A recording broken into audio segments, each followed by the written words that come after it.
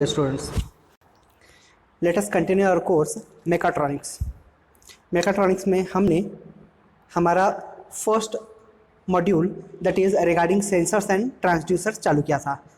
Very first हमने कुछ type of sensors पढ़े जो कि प्रॉक्सिमिटी सेंसर्स थे, जो कि हम किसी ऑब्जेक्ट को डिटेक्ट करने के लिए यूज़ करते थे. Right, those were proximity sensors. और now dear students, in the second module we started with the discussion of velocity, motion और force and pressure sensors. right? ऐसे सेंसर्स जो velocity को सेंस करे या फिर motion को सेंस करे इन द सेंस मेजर करे, या फिर फोर्स के बारे में कुछ डेटा कलेक्ट करे, या फिर प्रेशर के बारे में डेटा कलेक्ट करे. और उस मॉड्यूल में हमने टैको जनरेटर्स पढ़ा है. हमने देखा है कि टैको जनरेटर्स एक्चुअली क्या होते हैं और उनका वर्किंग प्रिंसिपल क्या है. हमने पायरो इलेक्ट्रिक सेंसर्स के बारे में पढ़ा है जो पायरो इलेक्ट्रिसिटी का प्रिंसिपल यूज़ करते हैं. मूविंग फॉरवर्ड हमने स्ट्रेन गेज के बारे में भी पढ़ा है और इन सब का हमने वर्किंग प्रिंसिपल देखा था. Now my dear students, moving forward बात करते हैं फ्लूइड प्रेशर के बारे में. राइट, हमें मालूम है कि ऐसे बहुत सारे एप्लीकेशंस हैं जहां पर फ्लूइड्स को मेजर करने की ज़रूरत पड़ती है. राइट, और इन केस हम ऑटोमेट कर रहे हैं उस जगह पर, तो क्या हम कह सकते हैं कि हमें ऐसे कुछ इंस्ट्रूमेंट्स यूज़ करने होंगे जो प्रेशर्स को मेजर करें. So the main principle will be to measure pressure. Now we may say that we have many applications such as in the field of chemical, petroleum, power industry, where we often need to monitor fluid pressure. Now various types of instruments, ऐसे बहुत सारे instruments available हैं जहां हम pressure measure करते हैं, and those instruments are diaphragm हो सकता है, या फिर कैप्सूल्स हो सकते हैं, या फिर बेलोज हो सकते हैं, जो कि हम प्रेशर मेजर करते हैं. इवन प्रेशर को मॉनिटर करने के लिए भी यूज़ करते हैं. राइट, नाउ अगर हम बात करें प्रेशर की, तो एक फिगर कंसिडर करते हैं. से अगर हमारे पास ये फिगर है, यहाँ अगर हम यहाँ से कोई फ्लूइड पास करते हो, तो क्या हम कह सकते हैं कि फ्लूइड का प्रेशर अगर वेरी होगा. Give me a second.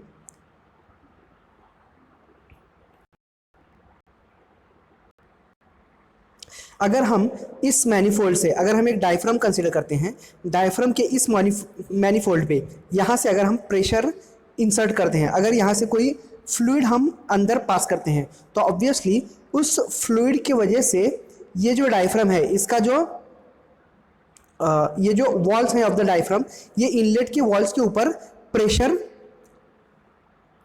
Act करेगा. और अगर फ्लूइड का प्रेशर वेरी करता है, राइट ना, जो फ्लूइड इस के अंदर से हम पास कर रहे हैं, यहाँ से जो भी फ्लूइड हम पास कर रहे हैं, अगर उसका प्रेशर वेरी करता है, तो उस प्रेशर वेरिएशन की वजह से जो प्रेशर इसके वॉल्स के ऊपर, इस इनलेट के वॉल्स के ऊपर एक्ट, इसके वजह से ये जो वॉल्स हैं इनमें थोड़ी सी मूवमेंट होगी.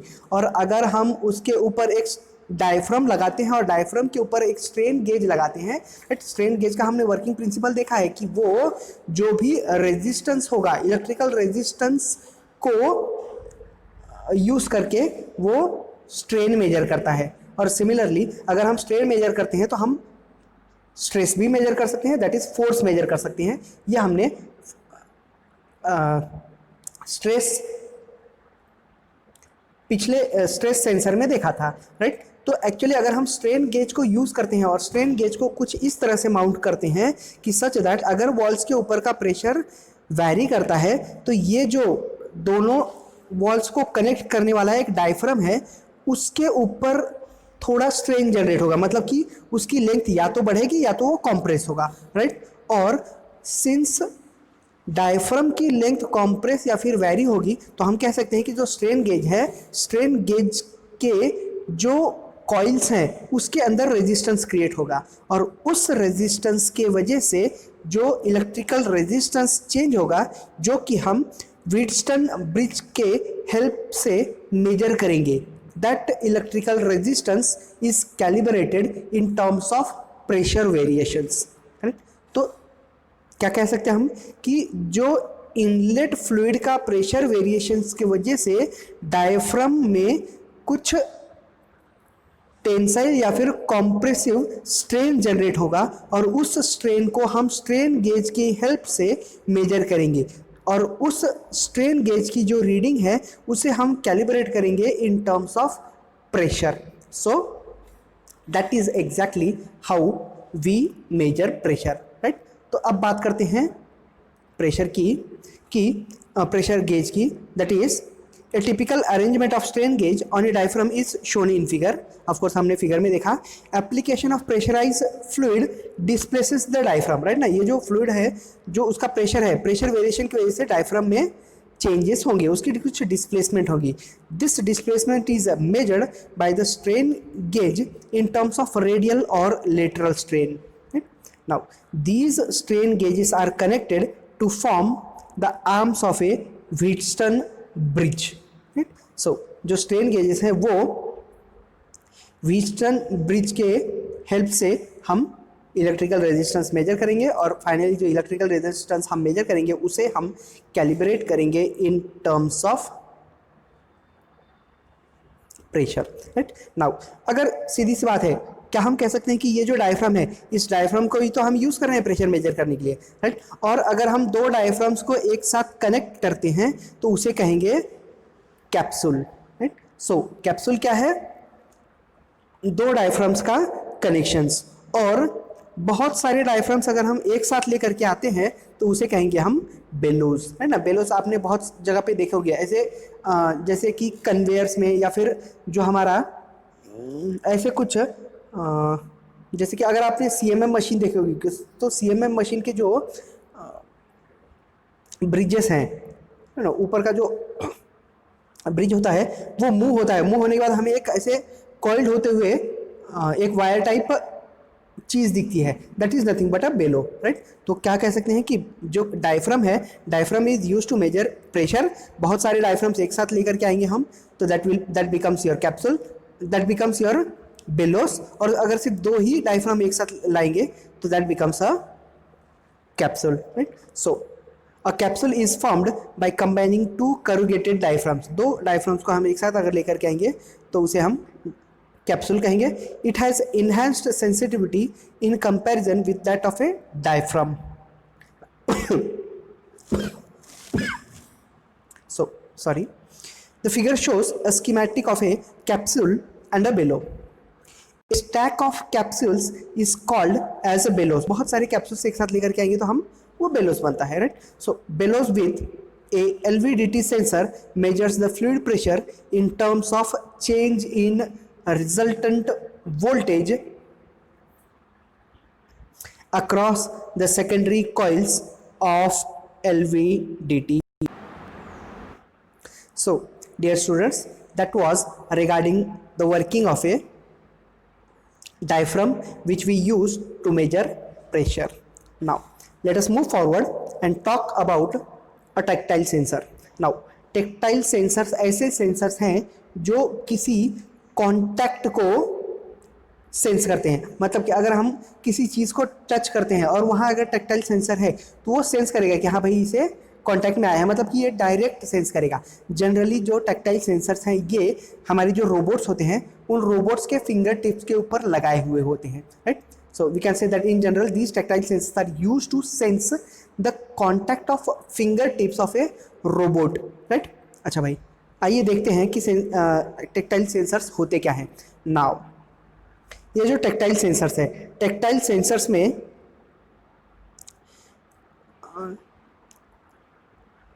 थोड़ा हम कंस्ट्रक्शन समझ लेते हैं। टैक्टाइल सेंसर्स में दो PVDF होते हैं।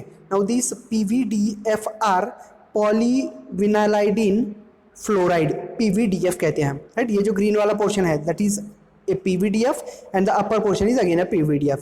ये दोनों PVDF के बीच में हम एक सॉफ्ट लेयर डाल देते हैं, राइट, एक soft film, right. So construction कैसा होता है, एक नीचे PVDF का लेयर ऊपर एक पीवीडीएफ का लेयर एंड दोनों पीवीडीएफ के लेयर जो सेपरेटेड हैं वो एक सॉफ्ट फिल्म की वजह से सेपरेटेड हैं।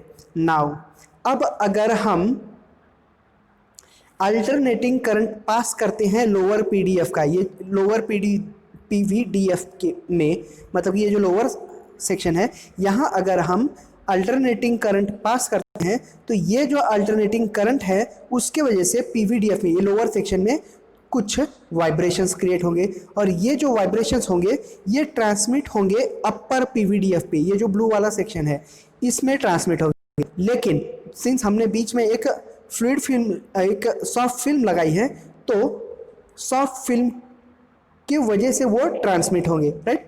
नाउ कैसा है, अगर हम लोअर पोर्शन के ऊपर कुछ अल्टरनेटिंग करंट पास करते हो तो उसके वजह से वो वाइब्रेशंस क्रिएट करेगा and this vibrations will be transmitted to the upper layer of PVDF through the soft film which separates them. Now अगर कुछ कांटेक्ट में हम अपर सरफेस के लेकर के आते हैं, अगर हम कोई सरफेस या फिर हमारा फिंगर अपर सरफेस के कांटेक्ट में लेकर के आते हैं तो ऑब्वियसली जो वाइब्रेशंस पास हो रहा है वो वाइब्रेशंस डिस्टर्ब होगा, राइट। और ये जो डिस्टर्बेंस इन वाइब्रेशंस है, ये डिस्टर्बेंस इन वाइब्रेशंस हम मेजर करेंगे, राइट। तो कंस्ट्रक्शन हम समझ सकते हैं कि कंस्ट्रक्शन कैसा है किसी भी टैक्टाइल सेंसर्स का। उसके अंदर पीवीडीएफ के 2 लेयर्स होंगे, दोनों भी लेयर्स जो है वो एक सॉफ्ट फिल्म की वजह से सेपरेटेड होंगे।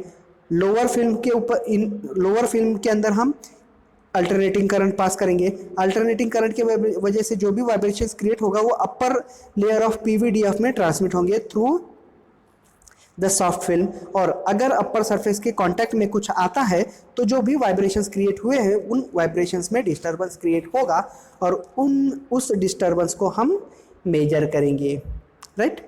अच्छा भाई, तो आइए हम इसे टेक्निकल टर्म्स में स्टडी करते हैं। Now we know that in general this tactile sensors are used to sense the contact of finger tips of a robot with an object. They are also used in manufacturing of touch display screens of visual display units, VDUs of CNC machine tools, right? हम इन्हें या तो हमारे robots के जो finger tips होते हैं वहाँ यूज़ करते हैं और उसे, और हम जो हमारा डिस्प्ले यूनिट होता है CNC का वहाँ भी यूज़ कर सकते हैं, राइट। हमने फिगर में देखा कि PVDF बेस्ड टैक्टाइल सेंसर्स था वो, वहाँ हमने देखा कि it has 2 PVDF layers separated by a soft film which transmits the vibrations. Now, an alternating current is applied to lower PVDF layer which generates vibrations due to reverse piezoelectric effect. These vibrations are transmitted to the upper PVDF layer via soft film. These vibrations cause alternating voltage across the upper PVDF layers. When some pressure is applied on the upper PVDF layers, the vibrations get affected and the output voltage changes. This triggers a switch or an action in the robot or touch display, right? So that was regarding the working of a tactile sensors. Now, dear students, let us move forward and study piezoelectric sensor.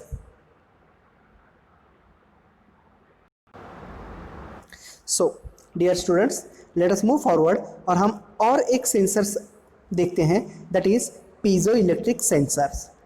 The figure is in front of you. आइए हम देख लेते हैं कि piezoelectric sensors, actually हम piezoelectric sensors ये pressure या फिर एक्सेलरेशन या फिर उसके ऊपर एक्ट होने वाले फोर्सेस, इम्पैक्ट, इन सबको, टेंशन, कॉम्प्रेशन जो फोर्सेस हैं इन्हें मेजर करने के लिए यूज़ करते हैं, राइट। अच्छा भाई, इसके अंदर इसका कंस्ट्रक्शन के बारे में अगर हम बात करेंगे तो इसके अंदर एक पीजो इलेक्ट्रिक क्रिस्टल मटेरियल का हम यूज़ करते हैं, जैसे कि क्वार्ट्ज, है ना। ये जो मटेरियल है ये क्वार्ट्ज, एक पीजो इलेक्ट्रिक सेंसर के अंदर हम piezo electric ionic crystal material का यूज़ करते हैं, जैसे कि क्वार्ट्ज। अब ऐसे मटेरियल के ऊपर, ये जो हम piezo electric crystal material use कर रहे हैं, ऐसे मटेरियल के ऊपर अगर कोई फोर्स या फिर प्रेशर एक्ट करता है जिसके वजह से उस मटेरियल के अंदर अगर कोई चेंजेस आते हैं, जैसे कि या तो वो कॉम्प्रेस होता है, इलोंगेट होता है, या फिर उसकी लेंथ वैरी होती है, डायमेंशंस अगर चेंज होते हैं, तो इस चेंज की वजह से जो वो मटेरियल है, मटेरियल के अंदर का जो भी चार्ज होगा वो चार्ज रीडिस्ट्रीब्यूट होगा। इस मटेरियल के एक तरफ सब positively charge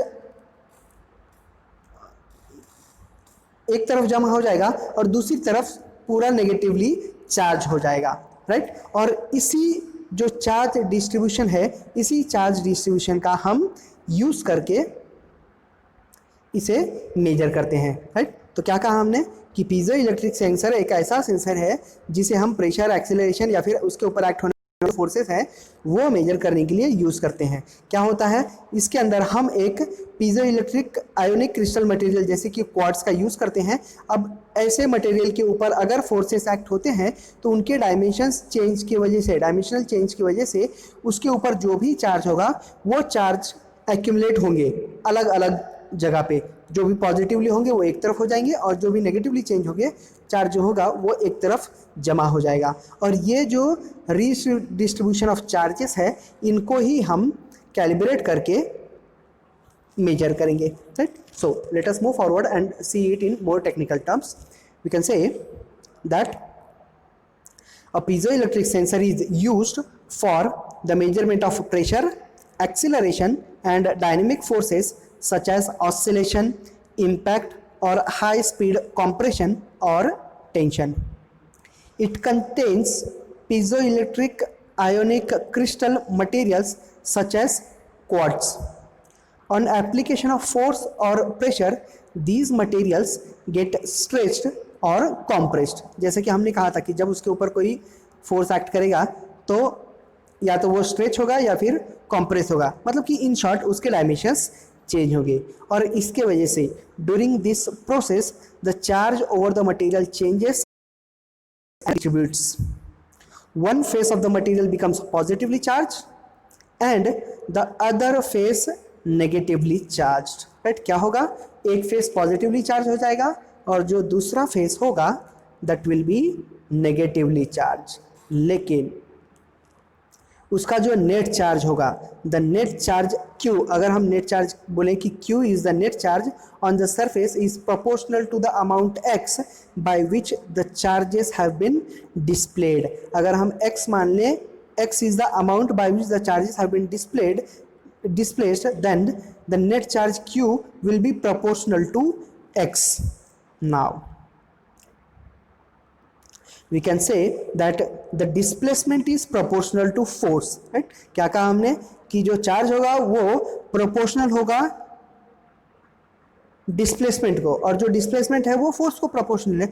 therefore we can write that Q is equal to KX या फिर it is also equal to SF, where K is constant है ना, कांस्टेंट ऑफ प्रोपोर्शनलिटी। हमने कहा कि डायरेक्टली प्रोपोर्शनल लगेगा तो हम कांस्टेंट ऑफ प्रोपोर्शनलिटी निकाल देंगे, where K is constant and S is a constant termed as the charge sensitivity, right.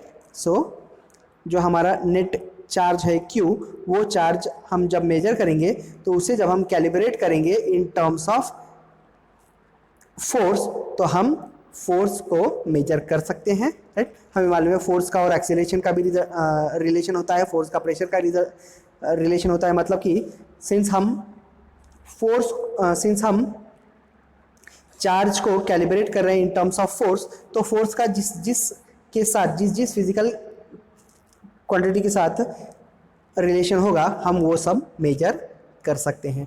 So my dear students, आज के लेक्चर में हमने पढ़ा कि फ्लूइड मेजरमेंट करने के लिए जो हमारे पास डायफ्राम है और डायफ्राम को हम कैसे यूज़ करते हैं, उसका वर्किंग प्रिंसिपल क्या है। हमने टैक्टाइल सेंसर्स पढ़ा जो कि हम कांटेक्ट सेंस करने के लिए यूज़ करते हैं, और हमने एक पीजो इलेक्ट्रिक सेंसर भी पढ़ा जो कि हम प्रेशर, एक्सेलरेशन, डायनेमिक फोर्सेस या फिर इम्पैक्ट, कंप्रेशन और टेंशन मेजर करने के लिए यूज़ करते हैं। So my dear students, we will stop here and we will continue with our discussion on sensors and transducers in the coming lecture. So till then, take care and have a good day.